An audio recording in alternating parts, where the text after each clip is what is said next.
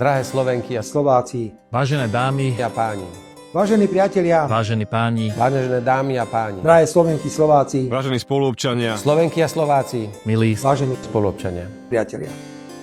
Želajme si spoločne, Happy New Year, želajme si, buon anno, želajme si, i gott nytt år, želajme si úprimne mier na celom svete. s Novým godom.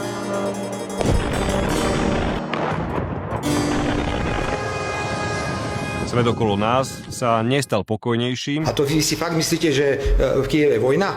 To ako žartujete, prosím. Už takmer 4 roky na Ukrajine, každý deň zomierajú ľudia. To ako nemyslíte vážne, dúfam. Uplynulý rok nebol jednoduchý. Som zistil, že som prehral súdny spor, o ktorom som ani nevedel. Ja neviem, trpíte niečím? Máte nejakú poruchu?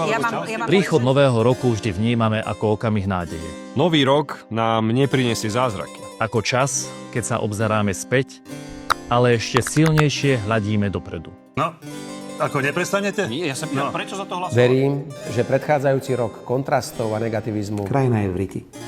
bude nasledovaný novým rokom pokoja, mieru a prosperity. Nie všetko je na Slovensku perfektné. Nie všetko je v našej krajine dobré. Žijete v krajine, ktorá vie, kým je. Totálne riti. Preboha ľudia, veď sa težme.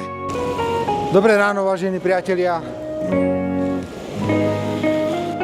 Ani politická situácia nám v Lani nedávala žiaden dôvod na veľkú radosť. Nerobte stále iba všetko je zlé a nič tu nefunguje. Treba však povedať aj ďalšiu vec. Rok 2026 je predvolebný. Nedajme si vziať túto príležitosť, práve naopak. Pred Slovenskom stoja v novom roku vážne strategické výzvy. Nepodliehajme dojmu, že toto za nás urobí niekto iný.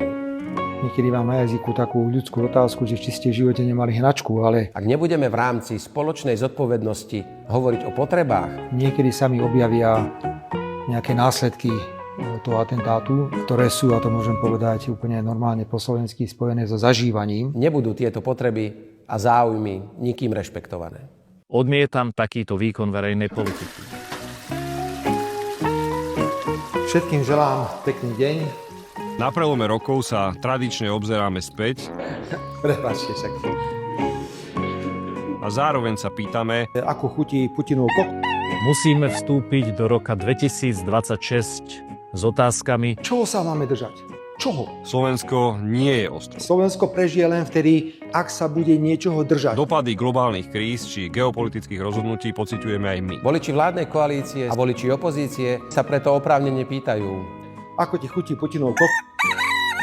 odpovede na tieto otázky musíme hľadať včas, pretože Slovensko je poznačené vnútornými konfliktmi. Som predseda vlády Slovenskej republiky a mám povinnosť odpovedať na otázku, ako chutí Putinov kok.